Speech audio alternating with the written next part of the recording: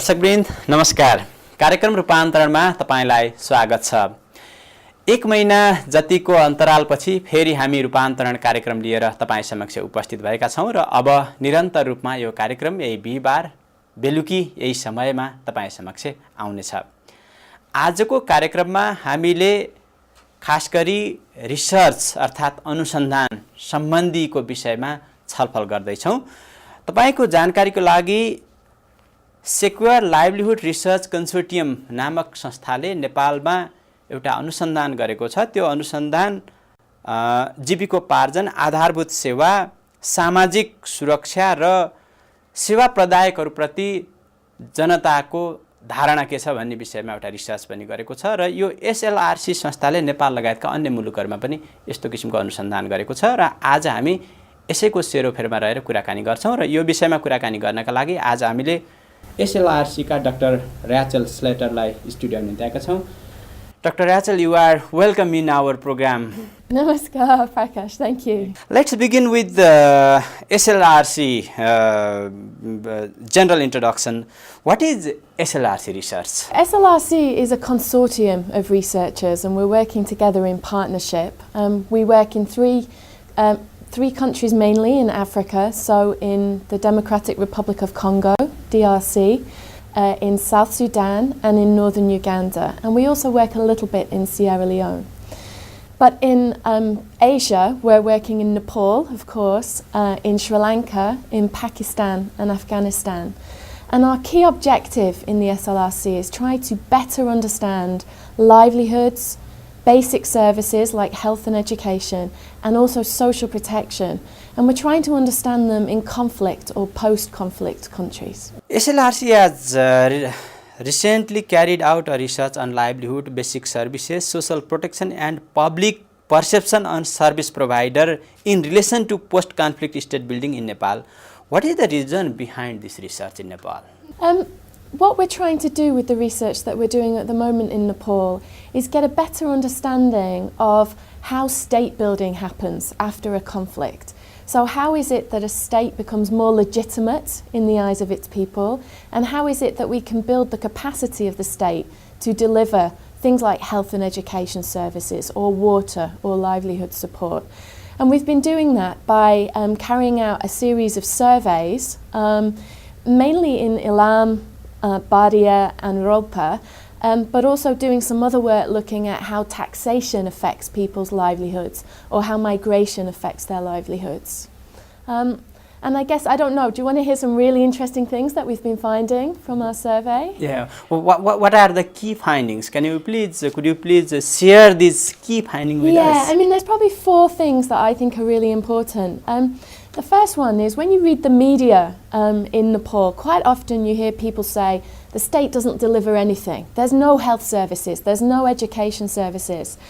And our evidence contradicted that, really. We found that people were receiving services, but also that they were really quite satisfied with some of the services that they received. So, for example, when we asked people lots of questions about their health post, their local health post, we found that 65% of respondents were either fairly satisfied or very satisfied with the services they received there.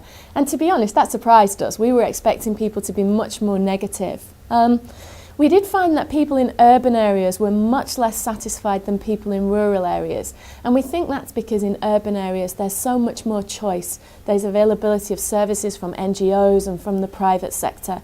And so that made people a little bit more negative about the government. Okay, in your experience, how does conflict affect the service of people, and how long time and how much resources is required to recover that damages due to the conflict? What is the cost of recovering the cost? Conflict? Goodness me.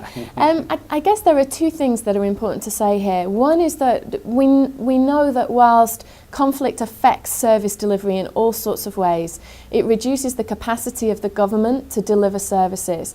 It means that for example, health workers or teachers find it difficult to deliver well on their jobs in schools and in health posts and so on.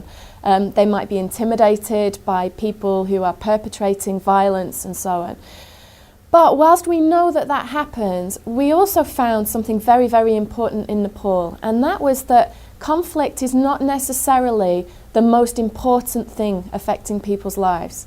And we realised that all the time in our research, we always explained everything through conflict. And what people told us in Nepal was that the biggest shocks or difficulties that they face relate to things like natural disasters. Yes, you have selected 3 sample districts, that is Ilam, Bardia and Rolpa. That's yes? right. Can we nationalize these findings? Can we contextualize that finding in national level? We can't say that our results are absolutely representative of Nepal as a whole, but we can say that when we get down to the village level, we can be representative. So at the village VDC level, we're representative in the survey. How did you carry out this research? Did you make association with local research agency, or SLRC carried out this research alone? SLRC can't carry out research alone. It's a consortium which is led by the Overseas Development Institute in London, but has a series of partners all over the world. And in Nepal, our partner was NCCR, the Nepal Centre for Contemporary Research. NCCR. That's right. Okay. And so basically, we work in partnership with NCCR on everything that we do that relates to the research in Nepal. And it was NCCR that we worked together with to design the survey, and it was NCCR who used their staff to go out into the field and interview people in all of the 3 districts where we worked. And we had a big team of more than 20 enumerators collecting evidence and doing interviews in each of the 3 districts. Is it a quantitative research or qualitative or mixed? It's a combination of both, and what we've tried to do through the process is do some qualitative research that then informs what we do in the quantitative research, and then we get all these new questions that come from the quantitative research from our survey, and we're now at the stage of going back and trying to use qualitative methods to dig in a little bit more to what we found in the survey. SLRC has experience working with other countries in addition to Nepal for the similar task here. You are working in Africa, That's right. other South Asian countries and Nepal. In your experience, what are the similarities in these countries based on the findings of your research, especially referring to the post-conflict state building situation and research findings? There are some similarities and some differences. So, for example, whilst what we see in Nepal I would describe as a state building objective, in Sri Lanka I think it's a little bit different. I think it's a nation building objective. I think there's a strong national identity amongst people in Nepal, whereas in Sri Lanka I think people feel much more divided in terms of language and so on. So that's one of the differences. But I think one of the big similarities between all the countries is that when you ask people what they think about their governments, whether it reflects their needs, whether it listens to them, whether it does what they need, one of the things that we found across lots of the countries was that people say quite positive things about their local government. They feel that they have access to it, they feel that they're relatively close to it, and it's listening to them. Nepali people? Nepali people and Sri Lankan people Sri Lankan and people in Pakistan also. And we're trying to unpick and understand why there is that difference now between how people feel or their perceptions of local government and how they feel about central government. And in Nepal in particular, people felt very distant from the government at a central level. If so, what is the key message of SLRC research findings, not only in Nepal, but also in other South Asian countries and African countries as well? You know, we found that people have better access to services, to health and to education and to water than we thought. And we found that people have really quite negative perceptions of central governments. And what we're trying to understand is how that's going to change over time. And we've not figured it out yet, and we'll be going back to interview people again in 2015, the very, very same people in Nepal, in Sri Lanka, in Pakistan. And we're going to try and understand a bit better how long the process takes for people's perceptions to change. Because people need to see their government as legitimate, otherwise it will be very, very difficult for us to have state building and peace building taking place. I'll again like to talk about Nepal based on the SLRC research findings. Yes, you have carried out this very interesting research. And what would be the further action? I mean, we're still in the very early stages of the research that we're doing. So we're 2.5 years into the process, and it's going to be a 6-year research project. And so in a way, we expect to have some really big messages to tell people about what we're finding a bit later on in the process. But what we really want to avoid doing is producing lots of books at the end of the process and not telling people about what we're doing along the way. So we're constantly offering to give seminars or to present our findings at workshops and conferences. And we'd love to spend more time talking to people in government in Nepal about what we're finding.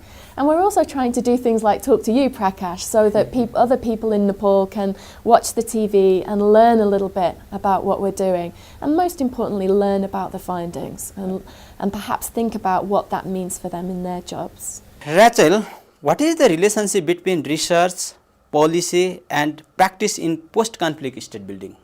At the moment, there's a very weak relationship, to be honest. So if we look at things like the way that the United Nations, the OECD, which is a group of relatively rich countries that invest in development in places like Nepal, at the moment they base some of their policies and some of their programming on ideas that have not been proven in practice. And so what we're trying to do is use research to prove them. A really good example of this is that the OECD countries invest enormous amounts of funding in delivering basic services with the very specific objective of contributing towards state building. And in 2009, they spent more than $46 billion in conflict-affected countries trying to achieve state building by delivering services. But we don't have evidence yet that that works. So what we're trying to do is use our research project to try and understand that pathway by which we deliver services, we change the way that people feel about the state, and we perhaps make them less likely to resort to future violence in order to try and get the state to deliver what they want. And so there's this idea that we're testing that we contribute to peace building by delivering services. If so, how can we means developing countries or post-conflict countries improve their policies by promoting the research?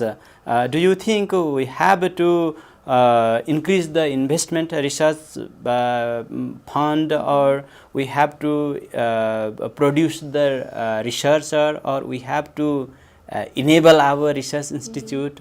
Or what can we do? I think there's a really big challenge here. I mean, there's certainly a case to be made for governments or research councils in places like Nepal to invest more in research, and to invest in research in universities, in research institutes, in very independent think tanks. And there's no question for me that that should be part of how research moves forward in Nepal. But there's also a challenge, and Nepal has a relatively small research community, and the challenge is that for it to produce good research, it needs to be utterly independent. And if it gets most of its money from the government, it's very difficult for it to be independent. In the UK, at ODI, at the Overseas Development Institute where I work, we get about half of our funding from the British government, but we get the other half from the United Nations, from the Irish government, the government of the European Union, from the Australian government, from all sorts of places. So it's much easier for us to maintain that level of independence, and I think getting that balance right will be important. So yes, government in Nepal should be funding high quality research by local research organisations, but I think we also need to help them find research funding from outside, so that they can maintain that independence. That is the existing situation. Here I would like to again ask you that how can we improve that situation? How can we improve promote the research-based policy development culture? I think there are a few things that we can do, and one of them is to do something called impact mapping. Impact So we look at how research has resulted in a change of policy or an improvement in the way that a program or a project has been operating. And I think when people in government are able to see more the benefits of research and the benefits of evidence, because it helps them be more efficient and more effective at delivering in their jobs, that then we might see more interest in supporting research and local research organisations in Nepal. But I also think that organisations like mine have a job to do to help generate funding for Nepali research organisations from outside. And we're quite well placed to do that. And we're trying to support NCCR at the moment in doing that. And also other organisations in Nepal that we work with. So NEPAN, the Nepal Participatory Research Network, we're also working with them. And I think we also need to take responsibility for helping build capacity to generate funding. हातमा उपहार साथमा हिमाल हिमालको ग्राहक बन्नुहोस् साथमा पाउनुहोस् बालबालिकाको लागि उपयोगी Midas ई class LED tube light र bulb solar बत्ती बीएफडीआर हिलको gift voucher र green city हस्पिटलको निशुल्क स्वास्थ्य परीक्षण सेवा र हरेक महिना एकजनालाई टिसोडको नाडी घडी उपहार। यो योजना काठमाडौँ उपत्यकाका लागि सीमित अवधिको लागि मात्र। हिमाल खबर पत्रिका हरेक आइतबार।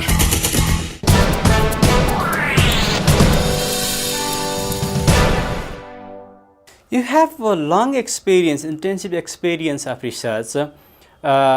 We just talk about the trend of research trend in Nepal. What is the trend of research in other countries? Not only the case of post-conflict countries, but other developing countries. It's similar case or different? I think it's quite similar. I mean, I think there are certain questions about the capacity that exists within Nepal, and certainly there's progress to be made there. So there are all sorts of ways in which we can help strengthen research capacity here.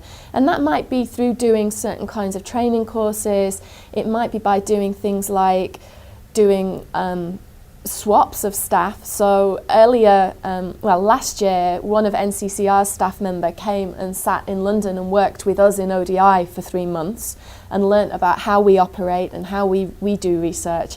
And then next year, we're hoping that from around February, a member of my team in London will come and sit with NCCR for a number of months. And so we learn from doing and working together rather than always doing very formal training courses.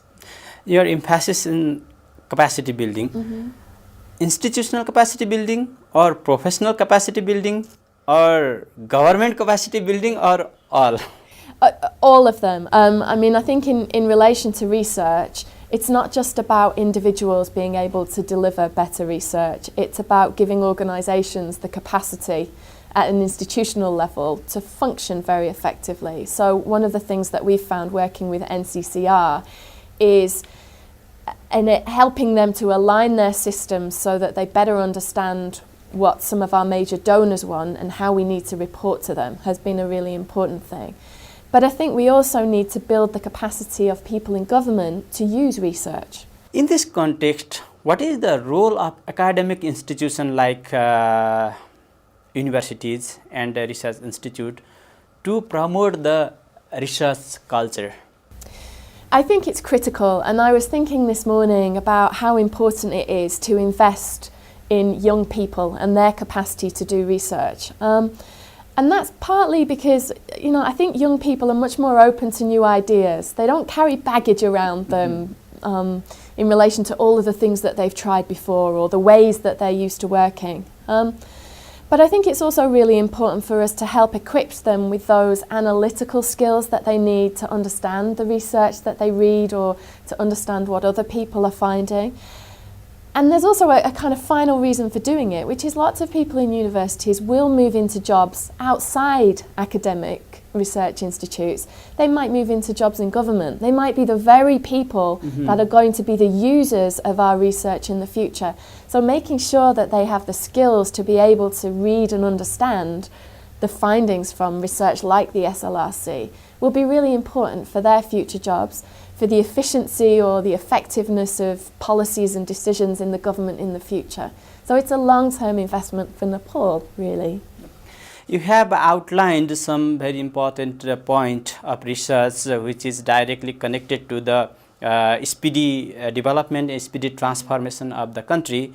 But how challenging is this task?